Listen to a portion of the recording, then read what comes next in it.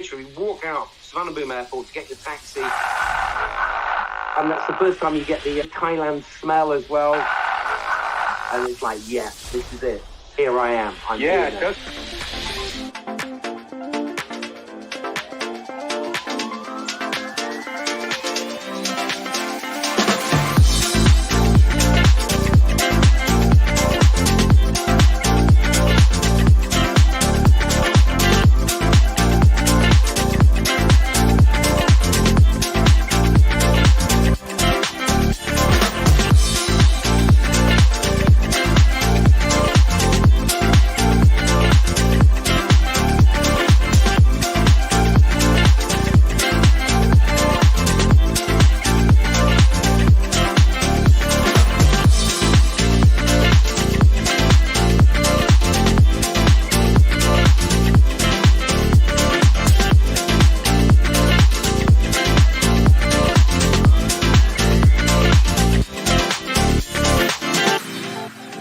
Thank you so much for inviting me and give me the whole hour the first time now. He's like, I want to be the only guest this time if I come on next time.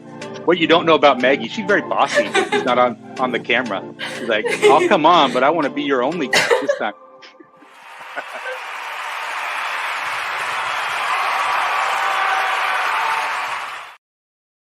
Hello, everyone. Welcome to the Saturday Live Show. How's everyone doing today? Hello to all those in America that just went through Thanksgiving. I definitely am about 30 pounds heavier from all the turkey I ate, so looking forward to starting up my exercise routine. But how am I looking, guys? Pretty good? All natural right here. I thought it would be appropriate. We have the Naked Guru in Asia coming on today, so I'm very excited about our guest that we'll be having on today. And let me just set things up here. Great. So yeah, excited for today's live stream. Welcome to any new subscribers, anyone that's joining the show for the first time today. My channel is focused on tips and tools for your next Thailand trip. And speaking of Thailand, I just launched my part 10, the final episode of Richard Returns to Thailand on Thanksgiving Day. So it's about 2 days in. Welcome to anyone that might have viewed that video, might be joining the live stream for the first time. Happy to have you. Great. Let me go to the comments here and welcome anyone in. Got a nice bunch of people coming in today. Let me remove the banner. Wow, we got a bunch of cool people in the live stream today. Rusty Spy Goat. Hello, feeling particularly nostalgic tonight, missing the late night half sober street walks through Bangkok City. I hear that. We'll get back soon enough. Robert Mack in Asia, nice to see you. Thank you. Awesome. Go more hike. This should be a good show. Absolutely. I'm so excited to have Ryan from the Naked Guru in Asia come on today. He's got a lot of great stuff to talk to us about, so I'm looking forward to talking to him. Let's see, Robert Mack saying hello to Gilmore. Hi, Peter Hopkins in the show as well. Hi, Richard. Hi, everyone. Love number 10. And congrats on making such a big decision for your future. It must feel liberating. Yes, and that'll be a great video series. You know, I just had a recent comment saying they were sad to see the Richard Returns to Thailand series end, but he said he was looking forward to a new series coming out. So that's kind of the theme behind the last part, was that we have a new series launching soon. So that'll be great. Simo's World, hello all. Robert back in Asia, very well. Oh, Mango Sticky Rice is in the chat today. That's awesome. Teacher Thomas, Thailand, hello, how are you doing today, sir? And the legend, good evening, all wave. Day State Fox, nice to have you, man. Always nice to have you in the chat today. It's great. So guys, you might notice I have a little scrolling banner going on today for all the moderators, and I actually ran out of room for all the moderators. So StreamYard caps me on how many characters I can put in the scrolling banner at 200. So guys, if I miss one or two, you'll probably be in next week's scrolling banner. But just thanks to all the moderators that come in and keep the chat you know, nice and clean. Attention, you know, to YouTube's terms and conditions. That's very important. So let's talk about today's guest. So we have the Naked Guru in Asia joining us here. He's Ryan is originally from Manchester, England. He's got a great channel. I would definitely recommend anyone check that out. It's really around his you know, current residing in Thailand with his family. So, you know, some great videos. he had a cool one that just launched a couple hours ago. There's a new buffalo that was just born on the farm. So we're going to talk to him about that. Maybe if he's chosen the name for the new buffalo, we will see that. But he has 172 videos on his channel. So a lot to choose from. If you don't like one, just go to the next one. There's lots to choose from. So guys, join me in welcoming Ryan into the Saturday live stream. Hey, Hi, Ryan. Richard. How are you doing, brother? You okay? Can you hear me clearly? Is all good? Good. Very good. Sweaty cup. Cup. Great introduction, by the way. I loved it. Oh, thank you. Thank you. Appreciate that. I was just checking out one of your videos this morning with the birth of the new buffalo. I thought that was pretty exciting. But before I get there, I just wanted to say welcome to the Saturday Live Show. Thank you for inviting me, Richard. Yeah, it's nice to have you on the show. You know, a mutual friend of ours, Johnny, There Is Something Happening, turned me on to your channel, and I can't stop watching all the videos. It's great. But I got to say, so I thought we talked about this, Ryan. I thought that we were going to do, the title of your channel is The Naked Guru in Asia. So I was trying to reciprocate, but now I feel a little weird. Different channel, Richard. It's a different thing. See, I got to blame that on one of my moderators. He told me definitely just go with the bear look. That's how you do your videos, but I guess not. So I was mistaken. My bad. Hey, but it still looks cool. This actually looks better than I look underneath the t-shirt. You look buff, man. It's yeah, great shirt, man. Hey, very comfortable. Yeah, I might do the whole live stream like this. It might look a little weird after a while. People coming in late saying, "What the heck is Richard doing?" Where did you get it from? Where was it from, Richard? I ordered it off Amazon. Oh, Amazon. That's my best friend. I guess the equivalent to Amazon in Thailand, I'm thinking, is probably Lazada, right? Lazada kind of has everything. Yeah. Everything you need. You can get addicted to that thing, Lazada. And, you know, it delivers out here, too, to the rural farm. So I just received about 3 or 4 packages the other day. Perfect. That's awesome. So let's talk about all your great videos, Ryan, because I'm impressed, man. The latest one with the birth of the new buffalo. I'm curious, have you picked out a name for that one? Yeah, it's the buffalo was actually a male, yeah, and there's been 2 born. There's been another one born just tonight, and we've called the female one is called Mary, and the male one is called Russell. So no particular reason. We just thought they looked that way. But a quick funny story about the buffalo. Her dad asked me to go outside and wait with all of these mosquitoes biting us with my Mrs. Damo. Some of your people will know her from the channel. And we were waiting outside and with the torch. And I asked, "What are we waiting for?" And she couldn't describe it to me in English, and I didn't quite know the Thai. And what we were actually waiting for was the placenta to come out of the buffalo. And I said, "Why are we waiting?" And he said, "Because the buffalo eats it, and we don't want the buffalo to eat it. We want to grab it first, because they eat it. Her family eat the placenta, or they sell it to local people." And now, anyway, it didn't come out when I was there, so her dad must have it. But I thought that was quite interesting. Quite an interesting anecdote there. Yeah, so thank you for that, because now I've lost my appetite for the rest of the day. So thank you. You're contributing to my weight loss diet. That is nuts. That is nuts. But thanks for sharing. That's so fun. So, you know, one thing I want to talk to you about was we had a great conversation a couple of days ago around sort of like your near-death experience. I don't want to call it a death experience, maybe if you want to call it that, but it was sort of a time in your life where you turned everything around. You know, you had your, you know, we're going to talk a little bit about the club that you owned in Hawaii, but I wanted to talk a little bit about that change in your life. Because you told me, you were starting to tell me, I told you, I said, "Ryan, let's stop that short. I want to address that on the Saturday Live Show." So let's talk about that a little bit. What was that like for you, and how did that change your life? Sure. I mean, it's full on. It's a lot for some people to take, and I don't really understand it fully myself. I spent the past 4 years kind of wondering what the hell happened to me. But I guess the best way to kind of go through it is, well, my first time in Thailand for the first 5 or 6, 7 years we can get carried away with our Leo and our Chang, and we enjoy that party scene, and I did. And I was a musician and a saxophone. I'm a saxophone player and a blues singer. And I had a jazz lounge in Hua Hin in Soi 94. It's called the Saxophone Lounge.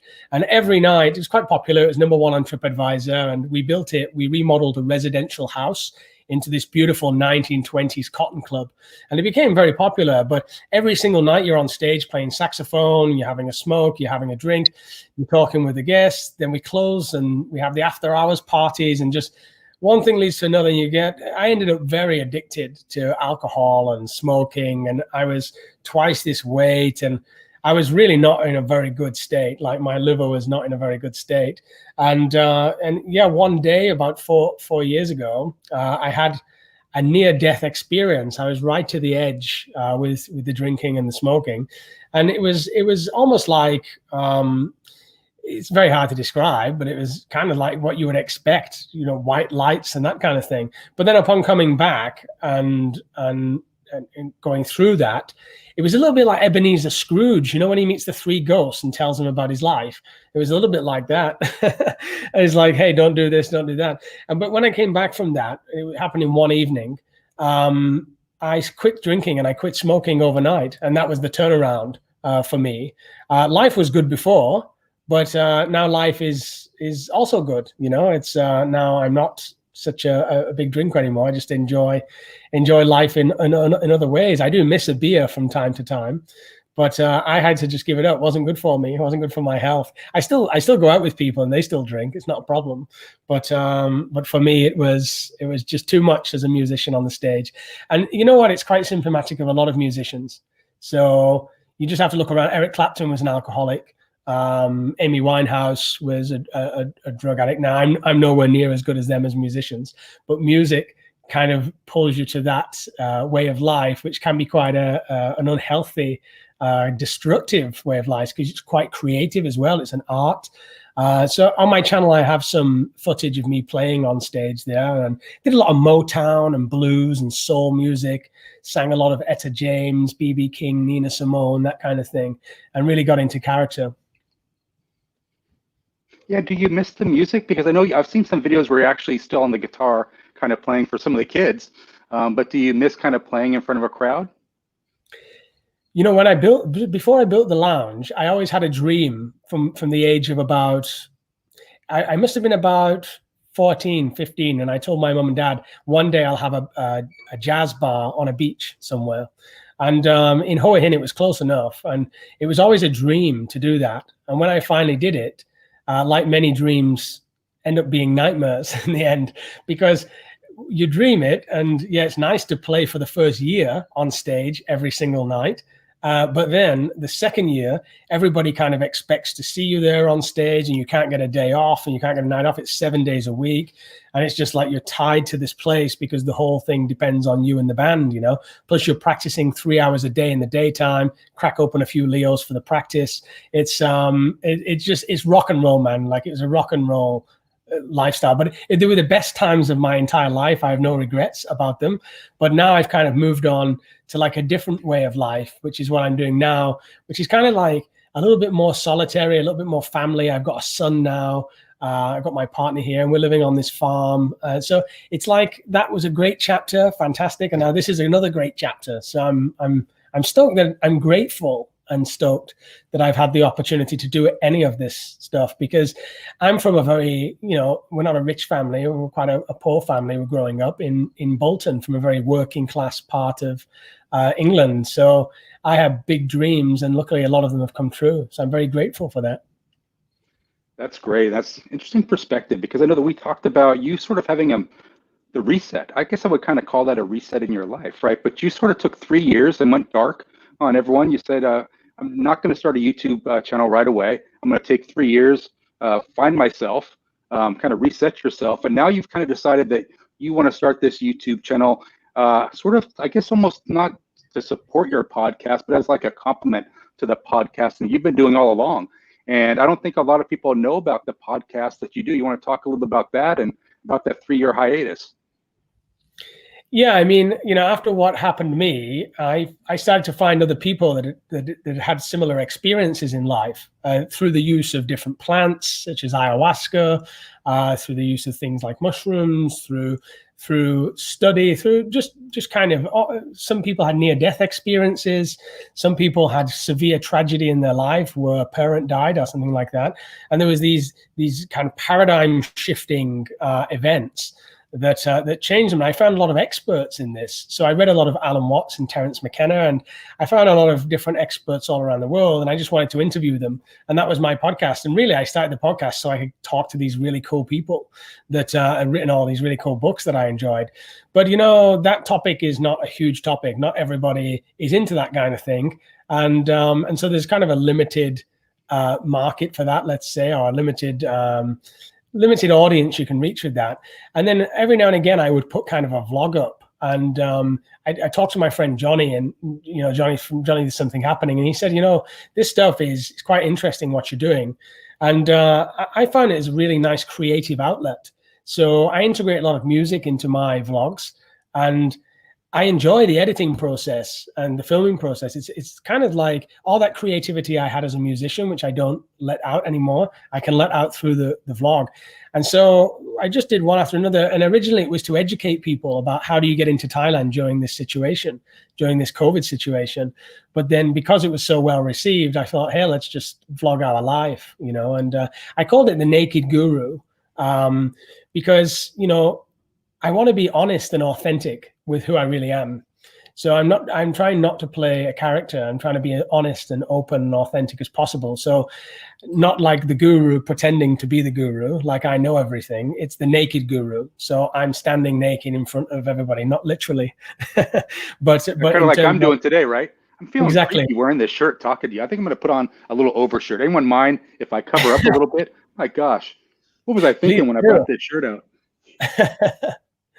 So yeah, I thought ahead, guys. I thought ahead. I called it the Naked Guru experience just because I'm trying to be as authentic as possible with my life. So I'm trying to show the good things and the bad things that happen and the reality of our lives living in this area on the rural farm in Thailand, plus traveling around Asia. I've been in Thailand for 11 years. I speak Thai fluently, and we spent a lot of time in Nepal, Cambodia, Laos, and we're going to be going again. We're going to be hitting the road as a family as well.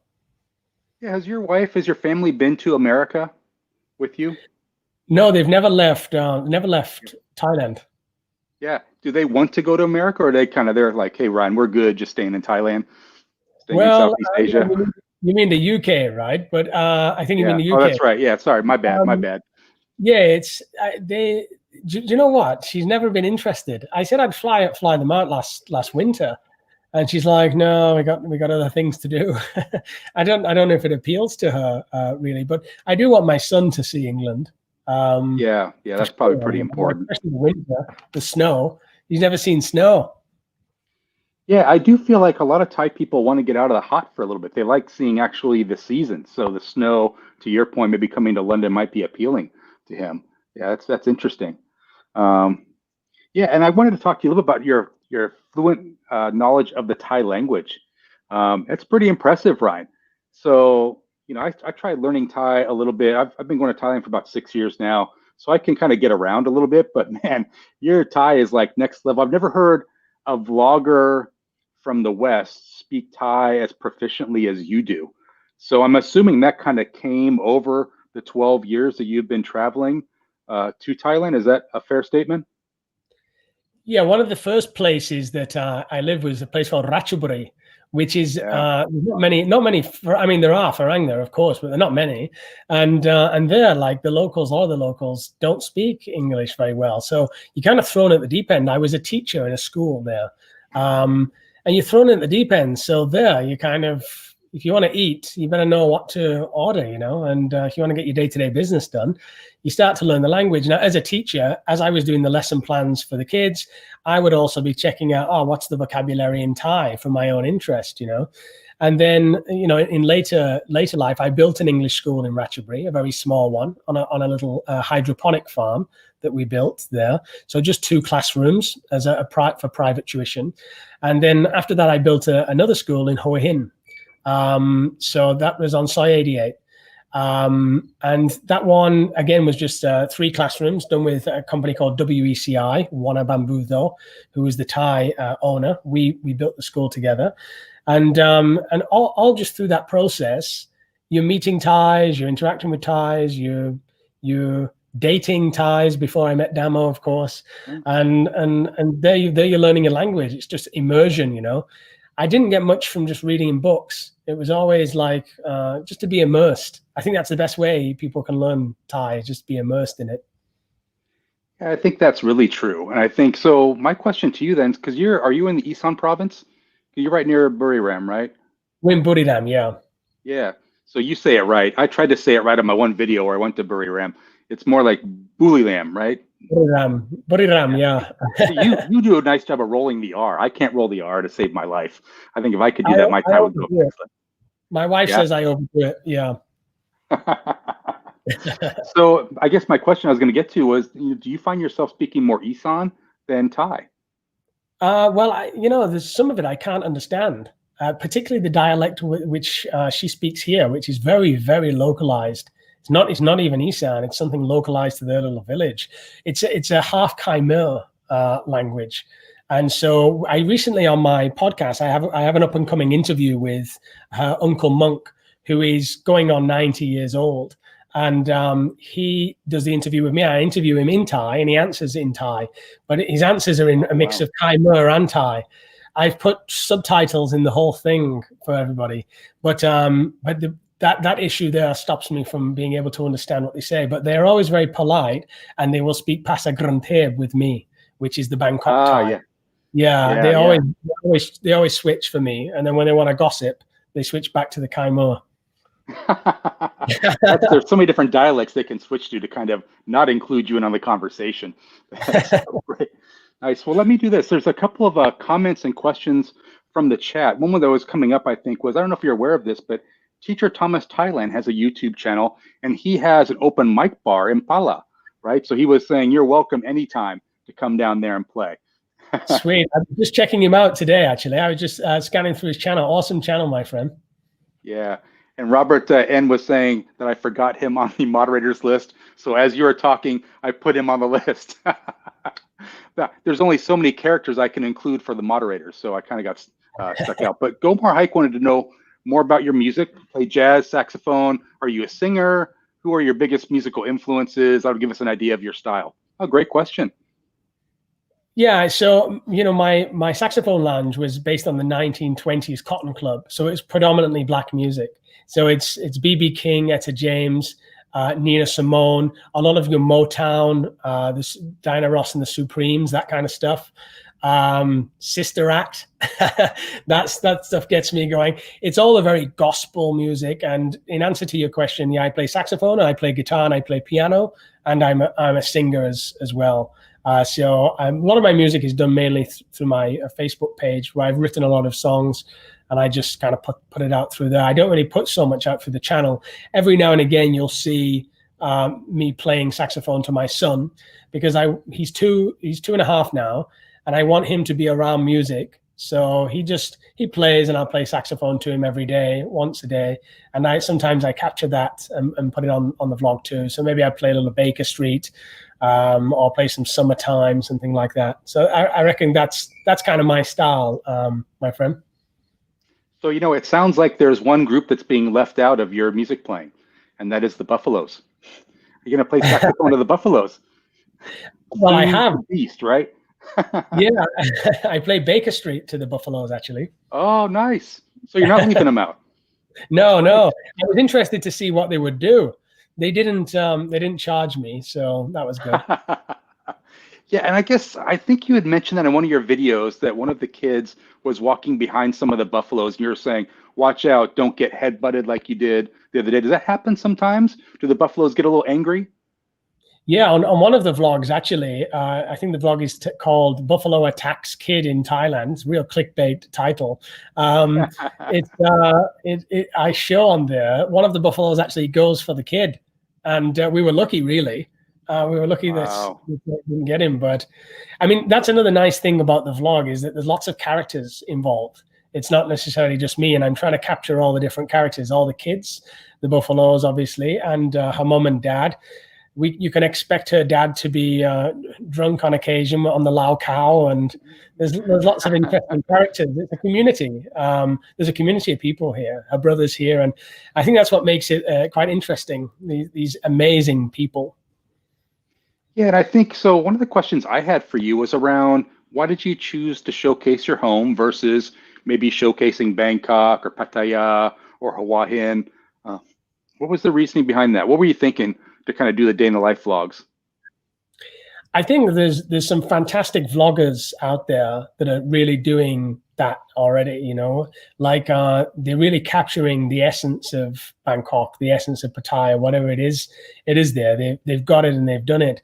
I think what I felt was kind of, is it my responsibility? Not really. That's a bit too much, but it was certainly something that I could do, or I could add to the vlogging scene, was to try and capture the real rural area. And like what I see is like real Thailand. Like it's almost like going back in a time machine when you come to these areas. And I thought just to capture that in its beauty and capture these people that actually in their life have very difficult choices to make and actually suffer quite a lot. But they don't seem to know it. You know, they're just getting on with it. Yeah. Like people working in the rice fields and stuff like that, they have very hard lives and they have to make quite difficult decisions sometimes, financial decisions and whatnot. And to capture that is, I think it's interesting. I mean, for me, they are the wealthiest people that I've ever met, because their wealth is not measured in how much money they have. Their wealth is all the time that they get to spend with the kids, grandmas with the kids all day running around, and the beautiful nature that's surrounding here, and all the fruits and vegetables that are growing naturally, and there's just so much wealth here, and you don't need a lot to live here. Most things we can produce ourselves on site. Yeah, and I feel like the Thai children are raised. It's a pretty tough environment. Like if you're raised on the farm, I noticed like one of the I think one of the vats of water you were showing, I don't know if it was fish or what was in there, but like the kids were not scared. Like if that was me, I'd kind of be walking up to like, whoa, hang on, what is that? But they're not scared and they're kind of rough and tough. Do you find that like they grew up to be kind of tough individuals being raised on the farm? Yeah, I mean, I'm like overprotective with my son. Like he's running around with the other kids, and I'm like, whoa, stop him! He's climbing this tree. And Damo's like, Ryan, shut up! Like he's a kid. Just let him go and do that. And then we recently watched a video of this kindergarten school in Denmark. If you can look it up, it's quite amazing. They let these toddlers go out and they climb up these trees. So since watching that and seeing what they do in these schools in Denmark, where these toddlers go right up to the top of the tree, I'm very happy for them to play around the farm, and they're learning all kinds of different skills. They help out as well. Like today, I bought them some cake. And every time they get a treat, they have to go and pick up all the plastic around the farm, and then they get their treat. So they're learning skills, they're running free, they're being kids. And it's a dream, really. If you compare that to a lot of Western kids where I come from, which never see, you know, the nature, never get out into the nature and the mud, and they're just kind of glued to the iPad. And they miss out on that. So again, they're wealthy. I'm great. We're all grateful for that. It's an amazing thing. Yeah, I think that's a great way to grow up. So I want to keep talking about that, but I know that one of my moderators is a voracious reader, loves to read, and I know that he would love to ask you, what type of books are you reading today? Well, you know, my degree is in psychology, and it's not just been my study, it's been my whole life. Psychology it's something that's always been with me for many, many years. And so I read a lot of Carl Jung's text, Archetypes of the Collective Unconscious. Mm-hmm. And for many people, it would make quite boring reading. In fact, it's very difficult. It's like sometimes takes 15 reads to get one page of Carl Jung. He was quite a sophisticated thinker. But other than that, I will read Alan Watts, Terence McKenna. I do enjoy Jordan Peterson. If some of you guests may know, he's a clinical psychologist from Canada. I've enjoyed his stuff for a while, but I read a lot about plants. So in the vlog, I make a lot of references to edible plants and plants with very special properties. And I guess that's kind of a defining feature of the channel, because there's so much here that you wouldn't even know. Like even I'm learning. I recently tried this betel nut, and I've got a vlog coming up where I try it. Uncle Monk gave it to me. It comes off the palm and he squishes it up, and I ate it, and my blood pressure went through the roof. This is all on camera too. And it was absolutely horrendous. The whole thing, I thought I was going to be sick. I thought I was having an allergic reaction. I thought my throat was seizing up. I was going to die. But that's the kind of thing that I'll do on this channel, because I love plants and how can we live off the land? What can we grow here? What can we do in terms of permaculture? What plants have this property or that property? That's my interest. And so a lot of my reading is focused around that. Interesting. Larry's just kind of giving you props. He's saying you're an awesome sax player. Thank you, my friend. Thank you, Larry. That's awesome. And there was a question from Teacher Thomas. I'm going to try to scroll up here and see if I can't profile. But basically was asking you if you plan on going back to teaching English to Thai kids. Of course, I can't find it now that I'm looking for it. But that's essentially what he was asking. Let me see if I can't find it. But Thomas, I'm sorry if I can't find your question. But when we talk about that, I'll try to find it as you kind of answer it. The answer is like it again. That was kind of a chapter of my life, and it was a good 4 or 5 years. And it was a great time, but I've gone on to other things now, and now I went to the Saxophone Lounge, obviously, and then I went working for a company marketing online products in Bali for a little while. I've just spent a year in Bali, so I don't plan to go back teaching. No. I got some more online stuff that I'm going to do, and I may return to Bali actually after this COVID situation. Obviously, with this situation now that we're all going through, everything's dried up, everything's on hold. So I've just been back to the UK for a few months, and it's been on hold there, and now I'm on hold in Thailand. So just enjoying the time though. Really, it's quite a luxury to have this time. Yeah, and you made a couple of vlogs on your quarantine experience coming back into Thailand. What was that like? Would you go through it again, or would you have waited it out? I know that you had a family to come back to see, so you had extra motivation to go through it. But how was that on a scale of 1 to 10? Was it horrible? Was it okay? I put it like at a 6 or 7. It's okay. It's good. Okay. It's I would do it again to get back to my family, and not only back to my family. Like I feel like Thailand's my home, so I don't feel like the UK is home. When I'm there, I feel like a stranger, because I spent obviously 11 years here. I feel much more at home here. So it was almost like coming home. But yeah, I made those videos to try to inspire people to go through the process. And that worked for about 99% of the cases. But one guy commented recently on the vlog that you've inspired me not to do it. I've inspired him not to come back. I'm like, no, you're supposed to watch it and think, yeah, I'll go and do it. Because once you take that first step, you say, right, I'm going to do it. I'm going to get this paperwork done. It's a pain in the ass. Do it, and then and get going, and it'll flow. I missed the flight the first time because my COVID test wasn't back in time. So I'd done all the paperwork. I got to the airport, and they didn't get my COVID test back in time. So I missed the flight, and that postponed me a week. But you got to give it another shot. Keep going. So if anybody's out there listening and you're thinking about doing it, I would do it. I would do it again. Don't be scared. But I think that's a good point. Even though you had that one negative comment, I think that speaks to the fact that you kept the vlog pretty real. So you kind of laid out what it was like. You didn't embellish it. So maybe that person said, like, I'm not one for paperwork. So maybe he chooses not to do it. But there was a comment saying from Chai Poon Farong saying it's nice to see a Farong actually embracing the real Thailand. So yeah, and I think that's a nice segue into something I was hoping to talk to you about, was around the 2 schools that you built. Because that just sounds like fantastic giving back to the community. Did that take place over the course of a year, a couple months? What was the timeline for that? For the first one that we built was next to Benjamin Rachutit Ramaha, which is a school in Ratchaburi. I could never say that word myself. I could never say that. Good for you. Thank you for saying it, not me.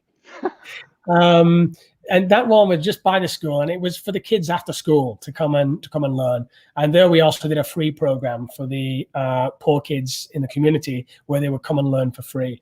So, and it was very small, two small classrooms made out of it's kind of like that concrete stuff that looks like wood. It's like a prefab building. So we're talking real like bare basics. And we also had a hydroponic farm on the side, which we grew lettuce hydroponically. So it was kind of educational for the kids too. That one took about 6 months to build, and that was done. And then the one in Hua Hin was actually a full building already built, which we converted into a school. It was a residential house. A townhouse that we made into a school with 5 classrooms. That one was a little bit longer, and that was also private tuition and TEFL courses. Teach English foreign language courses, mainly in TEFL. So, wow. I mean, what was that process like? So were you actually building the schools, or were you in charge of the infrastructure, all of that? What was that like? I guess my role in this, it was with the first school was with 2 partners. One of them was the Thai lady that owned the brand of the school, the company, and the other one was the guy that owned the land. And so my job was, as a partner, to design the classroom and do all the marketing and how would the school look, what curriculum we're going to be using, that kind of thing, what technology would need to be put in there. So, and that was kind of my role. It was always on the marketing side, because obviously I'm the Farang, and I had a lot of contacts in UK, Australia, and I brought a lot of people over to do TEFL courses and things like that. And the thing that was different about us, though, is we guaranteed jobs, and we didn't take anybody without degrees.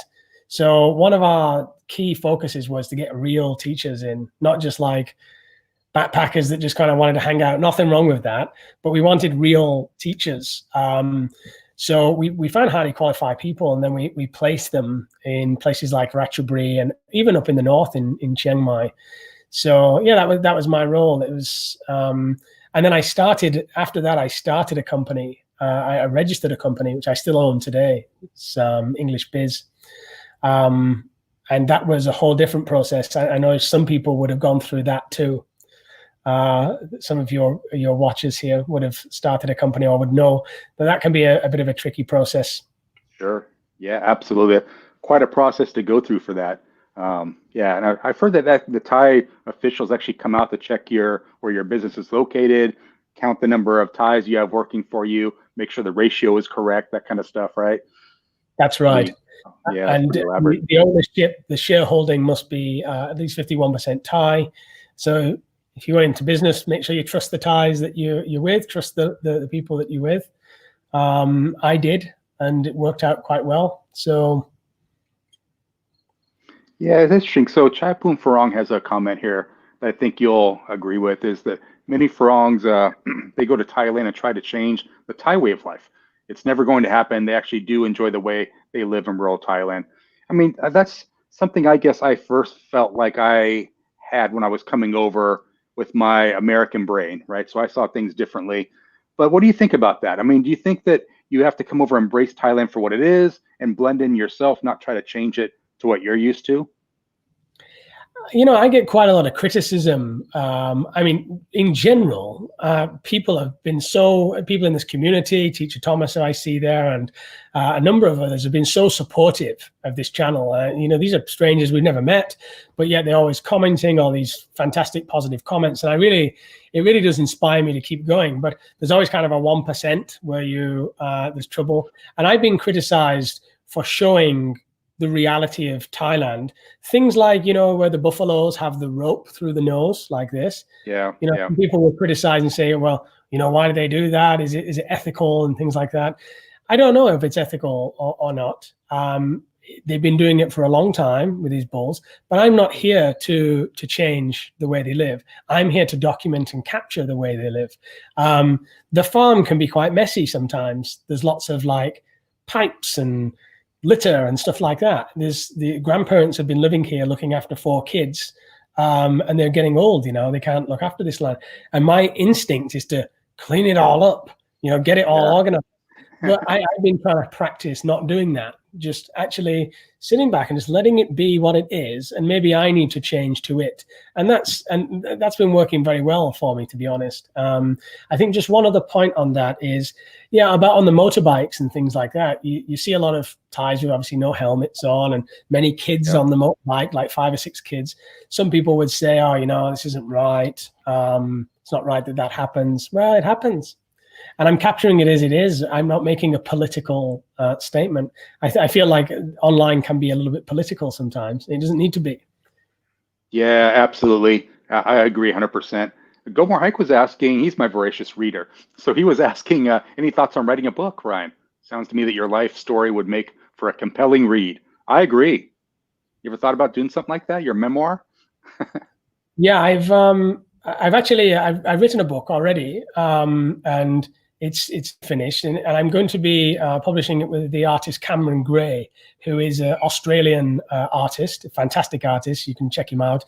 The book's called Remembering Ourselves, and so we're hoping to get it published probably mid next year. But we'll see how it goes. I think I need to rework it a little bit, but it's just basically a story of, it's not necessarily my life, but it's just a story of my insights in life and life on the road and traveling, and how I believe that we're all connected. I believe that we're all one. Let's put it that way. Yeah, and I think so. You and I share similar interests when it comes to philosophy. So I'm a big Alan Watts fan. I've been listening to him for probably 15 years now. So yeah, he changed my life for sure. I started listening to him at a bad time in my life, and definitely influenced me making a turn, making some decisions to do some great things. So, and one of the things he mentions is just kind of being the observer in your life, going with the flow, so to speak, right? So I felt like it was interesting that you mentioned that. Like you don't want to change the Thai way of life. You're just there to observe it and make peace with it. So I think that's a great way to live in general. Maggie's journey. Go ahead. Life can be, fleeting. It's so bloody fleeting. Doesn't it happen all so fast? Like for me, I feel like it all just moves in front of my eyes so fast. And for me, I had an experience today where I just felt, I was on the back of the motorbike with Demo, the wind going through my hair, on the back of the motorbike. And I thought, when you just don't give a shit, and when you can just relax and just not try to control things and just let go a little bit and just be, life carries you. And you just ride on the wave of it and enjoy it, and you don't need to think about it too much, or what will this person think, or what am I going to do about that, projections to the future, or reminiscing on the past. You just let it all go and be in the moment, and it's a beautiful thing. And I think Alan Watts talks a lot about that, the idea of wu-wei, the idea of not being attached to the outcome of one's actions, and just be in the moment. Yeah, it's a great way to live. I think so. Switching gears a little bit, because I do want to kind of get to the funnier side of some stories. So you and I share a common acquaintance, Johnny. There is something happening, right? So I've never actually met him in person, just been following him, this kind of thing. But you met him, what, 8 years ago, 9 years ago in a bar? What was that character like when you first met him? He's a rocket, man. Like he's a firework, my friend Johnny, and he's been so helpful with the channel. He's he's the one that really pushed it from behind. He's like, Ryan, you've got something to say. I'm going to help you say it. And he told me 4 years ago to start a channel. And I said, no, I'm not ready. And I'm not ready to start a channel. 4 years ago, he's like, you've got to do it. You got to do it. And I said, no, it wasn't time then. And but from the back, he's been really pushing, behind the scenes, pushing the channel forward. And he's dropped a few things in his videos and whatnot. He's got a heart of gold, Johnny. But one day we met because he walked in. I was on my stage playing saxophone with my cowboy hat on, and this guy just walks in, bottle of Belvedere in his hand, like, all right, mate, with his glasses on, in the middle of the night. And I thought he was just wild, and he's like, your bar is just the best bar. I'm going to tell everybody about it. Like, I absolutely love this bar. And he's just always had this, to me, is like a brother. And he's always had this kind of outflow of positive energy, and he's always one of those people that builds you up. He doesn't put you down. He's not one of those, he's not bitching about you behind your back, or he's not saying negative stuff. It's a very positive attitude. And that's what I liked about him. And so from that day, we finished off that bottle of Belvedere and many, many more. I mean, we used to go on some mad, crazy nights, you know. I mean, I'm kind of thankful those days are behind me. I don't think I would ever be able to do even one of those nights ever again. I mean, some of them were up till crack of dawn, and as you do in Thailand, you know, especially when you're in your 20s, you got to party, you got to enjoy it for what it was, and we did. Me and Johnny, we had a lot of good times. But you know, you become a dad, you settle down, and you have this new thing in life where life is fun and beautiful, but it's just different. Yeah, and I feel like so. And one of the things you mentioned in one of your videos where you showed yourself playing saxophone back in that saxophone lounge, you said you were a little bit heavier then. So I know you've dropped a lot of weight since then. Is that because of your diet change? Are you now like a vegan? What's your diet consist of now, and how dramatic of a lifestyle change was it for you to go from who you were to who you are now? Yeah, I'm not a vegan. Like I enjoy meat. And I used to enjoy my steak and things like that. But now looking at these buffalo, I'm like, no, I can't do it. They're so beautiful, these animals. So usually just chicken, stuff like that. But it was really cutting out sugar. You know, sugar was the thing. Sugar is just so Moorish, like cake and stuff like that. And it was just cutting out sugar and cutting out refined carbs, such as pasta and bread. So, and obviously beer. Beer is the big one. The beer is the one that was putting all the blubber on, which it does. But then as soon as you stop that, your weight drops, you know. My missus always says, I liked you when you were chubbier. So maybe I should take it to Leah again. That's my, so Fraser, I love Fraser out of Hat Yai, Thailand. I don't know if you're familiar with him, Ryan. Yeah, I have. He's reached out to me, Fraser, and yeah, we do know each other now.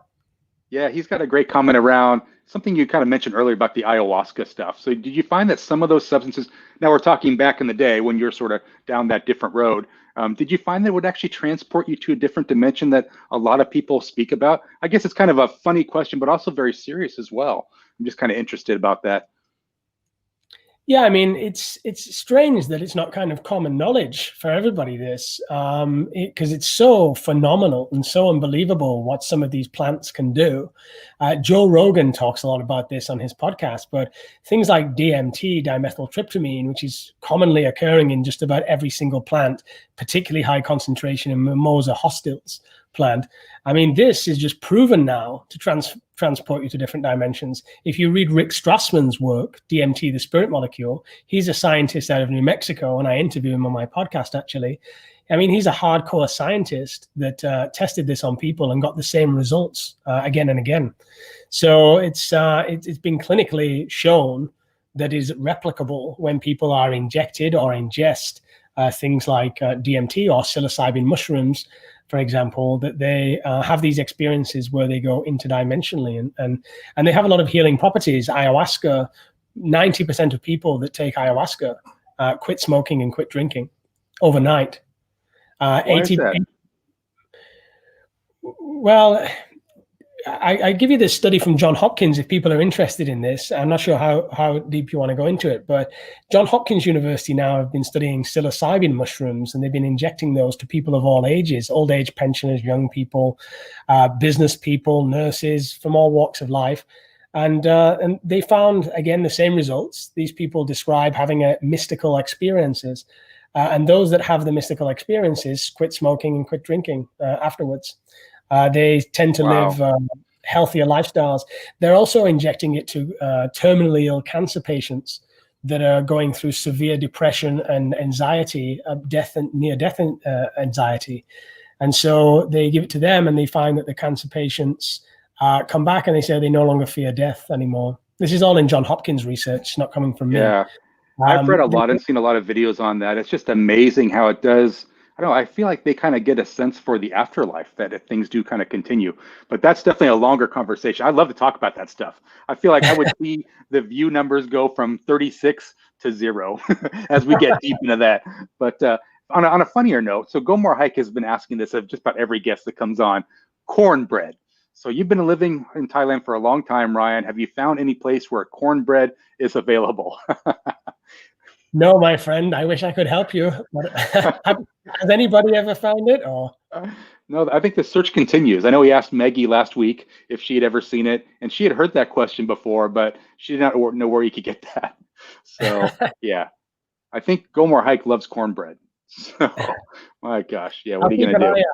I'll keep an eye out. So what's next for the channel, Ryan? I mean, you're making some great videos. I feel like you're continuing to grow. You mentioned Johnny's been helping you out, kind of profiling your channel on his videos. But what's next for you? Where do you see the channel kind of going next? I mean, in the immediate future, we have some fantastic stuff coming up for those that are interested in that kind of stuff, I guess. It won't appeal to everybody, but the interview with Uncle Monk, the trying of the betel nut, this plant. I got some interesting stuff coming up, and that's the short term, the next 10 days. But I'm doing a vlog a day for now. It's quite intense in the background. It's a lot of editing, but it's working so far. For the long term, we can't just do the farm. We are putting in a permaculture bed, and we've done a whole beautiful garden. The gravel's coming for that tomorrow, and we're going to be putting in lots of vegetables and things. But for the long term, there's only so much we can shoot here on the farm. I know a lot of places in Thailand that I've been to that many people have been to, but not many people know about. And I'd like to go, and I went there years ago to some of these places, and I'd like to go and capture some of the interesting things that I've seen in the past. Now, they may be more popular now than they were back then, but I'd like to go and capture them. And I'd like to take my family on the road too. So I certainly will definitely be going to Indonesia. We are definitely be going to Nepal together, the three of us. And but then there's all these key locations in Thailand, certain islands that you can only get to by supply boat, where they grow cashew nuts and things like that. So I really like to capture some of this stuff. Some very interesting people I've met over the years. Yeah, I mean, so guys, that's like reason alone to subscribe to the channel, right? I mean, wow. I mean, the videos you have today are very interesting to me. I can't wait to see you travel to some of these locations. That definitely interests me. Bob is saying, new subscriber to Ryan's page. Just watch the vid on shopping trip to Tesco. This is a very rare location. Not many people have seen it, Tesco Lotus. It's I want to capture it in the natural environment. I'm glad you enjoyed the video. I always do find it interesting, though, in Buriram, Tesco is a little bit different, because here you still get stared at, right? There will be some people, some subscribers that have been coming to Thailand for 50 years, 40 or 50 years, and they will remember the real days where you really did get stared at. I remember 11 years ago getting stared at in some places. You mentioned that when you were walking through the market, you said it's almost like it was when you first came. People are looking at you very closely at the market because there's this kind of this ban where you don't have a lot of throngs coming in. Yeah, I didn't mean to interrupt you there. I just thought that was interesting that you mentioned that on your video. Yeah, you're getting stared at for a number of reasons. Like, number one, has he got a disease? Like, number two, like, there's not many Farangs here on these markets. Number three, I always thinking, in the back of the mind, did he think about me and Damo? Is it a new relationship? Or you still have that, like, where you still have to kind of prove your relationship, even though we've been together 8 years, and we didn't just meet in a bar. I mean, Damo's a highly educated woman. She worked for a huge company in Bangkok. She has a degree. She's absolute genius. She speaks English fluently, and she's really brilliant. But it's funny, sometimes you still have to prove that relationship. And I've had some comments on the channel too, like, just where does she come from and that kind of thing, that kind of stereotyping. Yeah, we talked about that on the practice session. You're like, God, Richard, does this happen to you too? Like, these comments are brutal. And I think Johnny would probably tell you the same thing I would tell you. Just thick skin and delete. Do not reply back. Just like they don't know who you are. So I think she's great. She's a great addition to your channel, and she does speak fluent English.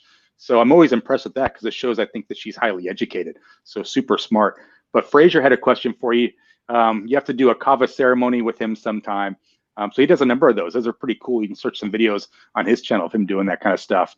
Yeah, you should do that. You should check that if that's still on the same road that you're on. I don't want to, mess you up there. Well, I focus on being a dad now and travel and things like that. I'm not very familiar with Kava either. But for me, I'm a psychologist, so I'm more interested in the academic perspective. As I'm interested in the impact psychologically for people. And I've had a number of people on the channel reach out to me and ask about quitting smoking and the methods that are available to quit smoking through these things. So I do provide quite a bit of advice on that where I can. Yeah, I mean, is that something you like doing? You like helping people? Yeah, I think that's the main thing that I enjoy doing. Yeah, and that's why I wanted to start the podcast as well. It's kind of what I want to do with the vlog. It's like how can you help people? How can it be helpful to either the people here that I'm with here or informationally to those that are watching? Certainly, I've had hundreds of people, probably nearly 200 people, reach out to me asking information about documentation for certificate of entry, visas, and things like that. And I reply to every email. And so that I think has been really effective in helping people out and just walking them through that process. Because it is a little bit of a minefield for some, especially if you're not very technologically savvy. To be honest, there are some things that even I got stuck with and I had to research in the groups. So it's kind of to spread that knowledge is useful. I got to tell you, Ryan, there's so much more that I could talk to you about, but I went way over time. But I want to see, can I have you back at some point? Because there's so much more I'd love to talk to you about. So maybe we'll have you back at a future date. I've really enjoyed our conversation today. Just a wealth of information. And I want to thank you for staying up so late. It's like midnight your time. Your wife is asleep. The kids are asleep. You're probably trying to be quiet, not to wake everyone up, but I appreciate you coming on. No, I love your channel. I really love what you're doing. I love how professional it is. I enjoyed our discussion before this as well. Let's keep in touch. And I just want to say as well too, I recognize a lot of these names here on the side. I just want to say thanks to everybody for being so supportive with the channel. I may seem quite confident on the camera, but it's a slow process of kind of coming out your shell, and a lot of people have left such positive comments and have been a really, really positive feedback. I've also had some people buy the ice cream for the kids and stuff like that, which has been really nice. And I've just been really blown away with how interactive this community is as well, and feeling part of a community not just in Thailand but worldwide. Yeah, I think that's a great point. I feel like we all are part of the same community. So I think that's great that you mentioned that. You're a class act, Ryan. I really appreciate having you on the show. We're going to have you back another time because I'm sure there's a ton of questions we didn't get to. But thanks again and enjoy the rest of your evening. Thank you, Richard. All right. Thanks a lot. Bye. Class act. Ryan, so much information. We got to have him back because I feel like there's so many other questions that we could ask him about a variety of topics. I want to know more little stories about him and Johnny back in the day. Johnny probably is going to message me later. Do not do that. Do not have him back to talk about me. There's got to be some great stories about him and Johnny back in the day. So yeah, kind of wrapping things up. Let me go to the chat here. We did have one from CJ Paradise. So actually CJ is going to be our guest next week. So guys, go to his channel after you go and subscribe to Ryan's and check out his videos. Check out CJ Paradise. He's coming on with us next week. So I'm excited to have him on as well. Go More Hike, referencing my part 10 video. Richard, do you consider yourself a lucky man?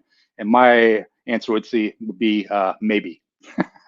If you go back to part 10, you'll see there's a whole section there around the Thai farmer, maybe. So definitely appreciate. So about that video now, part 10, been really performing well. So thank you for everyone that's kind of viewed that might have told their friends about it. Really appreciate that because that's the finale episode on the Risha Returns to Thailand. So I really threw my heart and soul into that. I feel like I've been recovering for the last 2 days after completing that video with all the narrations and stuff like that in there. So I appreciate everyone that checked that out. Robert Machination saying, please subscribe to Richard Travel if you haven't yet, and make sure you subscribe to the Naked Guru in Asia. And I apologize for anyone that had burning eyes early on with me showing my t-shirt to everyone. But I thought it'd be kind of fun to do something different today, guys. You know, I'm always trying to push the edge. Sometimes it works, sometimes it doesn't. But luckily, I had another shirt to put on to show you. So kind of wrapping things up here, guys. Thank you for everyone that joined the Saturday Live show today. We're going to be back next week with another episode. So please stay tuned for that. I want to thank my guest, the Naked Guru in Asia, Ryan, for joining us today. Stay tuned. I have an outro coming for you as a way of thanks to all of my guests that have come on the show the last couple of weeks. And just a little bit of information for Ryan. Ryan will actually be in our next outro next week. So until next time, I will see you next week. Thanks everyone for showing up.